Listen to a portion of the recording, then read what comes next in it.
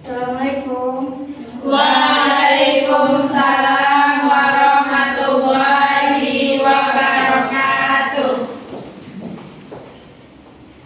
Selamat siang anak-anak. Siang, Bu.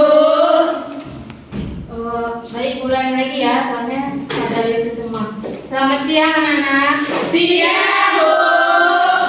Gimana kabarnya hari ini? Alhamdulillah, luar biasa. Allahu Akbar, merdeka. Baik. Jadi karena hari ini adalah pertemuan pertama kita di semester ini, jadi Ibu cek dulu kehadirannya. Elsa Tiara, Hadir, Bu. Dea Nanda Putri, Hadir, Bu. Nur Hasna, hadir Bu. Nail. Hadir, Bu. Baik, apakah ada yang teman yang tidak hadir? Tidak. Alhamdulillah. Jadi untuk memulai pembelajaran kita minta kepada ketua kelas untuk membuka dengan membaca doa terlebih. Baik, Bu. Siap, gerak. Muhammad, gerak. Gerak. Berdoa dulu. Bismillahirrahmanirrahim. Raditu billahi rabbah wa bil islami dinan wa bil muhammadin nabiyyan wa rasulah. Rabbi zidni ilman warzuqni fahman. Amin. Baik, sebelum kita lanjut, tolong bersihkan dulu yang ada di sekitarnya. Baik. Untuk hari ini apakah ada yang sudah tahu materi yang akan kita bahas? Jadi materi pada pelajaran kita hari ini yaitu bab 1 mengenai toharah. Siapa yang sudah tahu apa itu toharah? Bersuci. Bersuci itu adalah Membersihkan diri dari hadas dan najis. Apakah bersuci itu sama dengan membersihkan? Maksudnya apakah ketika kita bersuci itu sama dengan seperti kita membersihkan seperti biasanya? Tidak, Bu. Lalu apa bedanya? Siapa yang tahu apa bedanya? Alatnya. Terus yang lain? Niatnya, Bu. Niatnya. Jadi bersuci dan yang membersihkan itu tidak sama. Walaupun arti bersucinya adalah membersihkan diri, tapi bersuci itu dan membersihkan berbeda. Bedanya ketika kita bersuci kita memiliki niat, sedangkan membersihkan itu tidak memiliki niat, hanya sebatas membersihkan saja. Baik, jadi toharah dalam bahasa itu artinya adalah membersihkan diri, pakaian, tempat dan benda-benda lain dari najis dan hadas. Kalau najis dan hadas, siapa yang sudah tahu apa itu najis?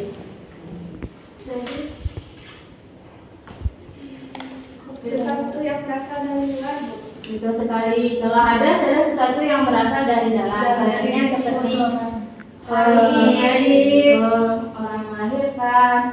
Sedangkan najis misalnya seperti Kotoran hewan. Jadi istilah toharah ini adalah proses kita membersihkan diri dari najis dan hadas tadi. Kemudian bersuci ini memiliki kedudukan yang sangat penting dalam ibadah, karena terutama ketika kita ingin mengerjakan sholat, maka kita diharuskan terlebih dahulu untuk bersuci, yaitu mandi, berwudu ataupun tayamum. Baik, selanjutnya yaitu mengenai dasar hukum bersuci. Jadi dasar hukum bersuci ini sangat diperintahkan oleh Allah, sehingga Allah mencantumkan dalam Quran surah Al-Baqarah ayat 222. Ayat kita baca bersama-sama dari ini. A'udzu billahi minasy syaithanir rajim. Bismillahirrahmanirrahim. Inna Allah yuhibbu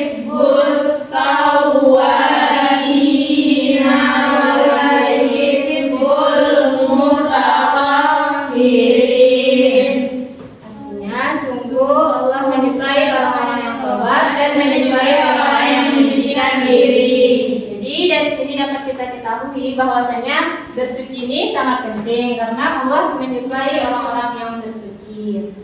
Baik, selanjutnya itu ada juga hadis mengenai toharoh ini. Siapa yang bisa membacakan hadisnya? Bu minta kepada salah satu Anda untuk membacakan hadisnya tersebut. Langsung saja kepada hadisnya. Ya, silakan. Qala Rasulullah sallallahu alaihi wasallam la ya'malu salatan bi ghairi tukurin wala sadaqatan min gululin. Nah, ya, artinya itu Allah tidak akan menerima sholat tanpa bersuci dan tidak menerima sedekah dari harta curian. Jadi yang paling kita garis bawahi di sini yaitu Allah tidak akan menerima sholat tanpa bersuci. Jadi dapat kita lihat betapa pentingnya bersuci ini karena Allah tidak menerima sholat seseorang itu tanpa bersuci. Baik, sampai di sini apakah Nanda paham mengenai pengertian dari bersuci? Paham, Bu? Apakah ada pertanyaan? Tidak. Oh ya, silakan.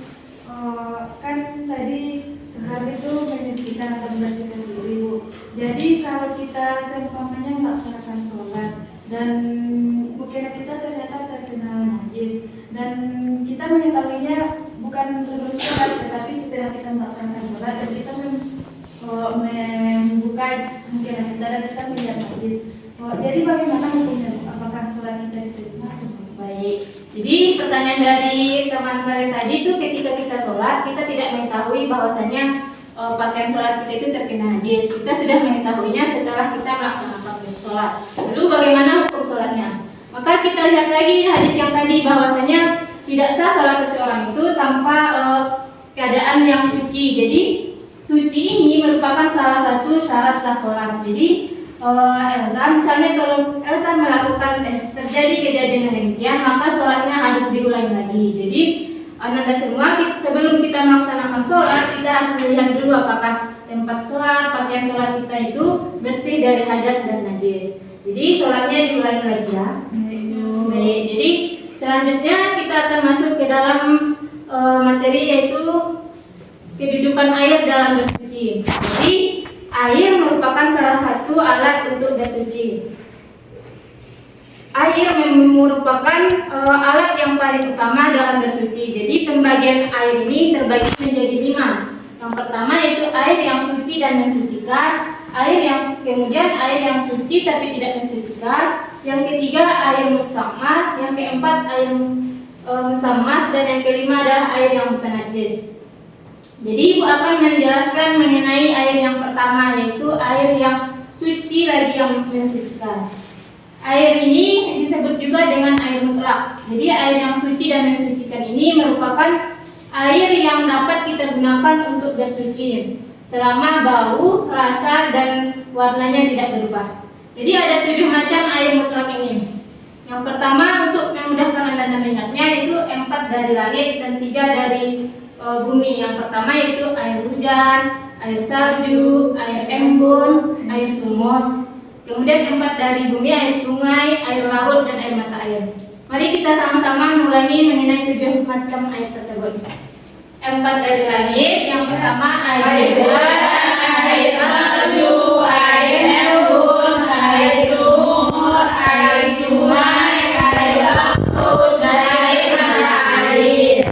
Jadi Anda semua harus hafal mengenai 7 macam air ini karena air ini merupakan air yang kita gunakan untuk bersuci. Jadi semuanya kan tadi ada 5 macam air. Jadi untuk selanjutnya Ibu akan membagi Anda ke dalam 2 kelompok. Nanti setiap kelompok akan mencari ataupun menjelaskan, mendiskusikan mengenai macam air yang selanjutnya. Untuk kelompok pertama silakan dari Elsa sampai Mutia, kemudian kelompok kedua dari Dea dan Idola. Ya, baik Bu. Untuk kelompok pertama silakan diskusikan mengenai air yang suci tapi tidak mensucikan dan air yang najis. Sedangkan kelompok kedua menjelaskan mengenai air mustakmal dan air musammas. Kemudian jelaskan mengenai contoh dari masing-masing air tersebut. Setiap kelompok nanti akan mempresentasikan ke depan dan temannya akan bertanya mengenai hasil diskusi tersebut.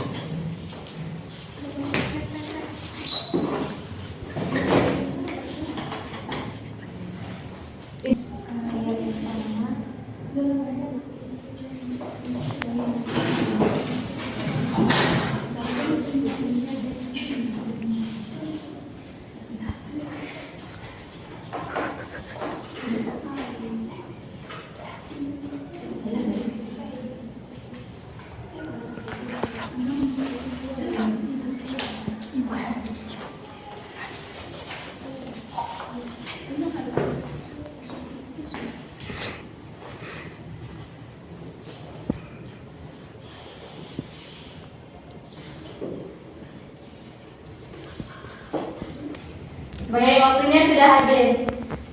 Silakan untuk kelompok yang pertama mempresentasikan dari hasil diskusinya. Di sini. Ya, tapi berdiri. Salah satu. Baiklah, tadi Ibu menjelaskan pada kelompok kami yaitu tentang air suci tapi tidak menyucikan dan juga air najis. Air suci tapi tidak menyucikan ini adalah air yang suci, yaitu halal atau boleh diminum tapi tidak bisa mensucikan, seperti contohnya kopi, teh dan lain sebagainya. Kemudian air najis itu air yang terkena najis, air yang tidak halal diminum dan juga tidak bisa untuk bersuci. Contohnya air yang terkena jinak anjing. Betul sekali. Dari presentasi kelompok 1, apakah ada pertanyaan dari kelompok 2? Tidak ada. Nah, berarti sudah paham semua ya? Ya. Jadi sekarang giliran dari kelompok 2 mempresentasikan hasil diskusinya.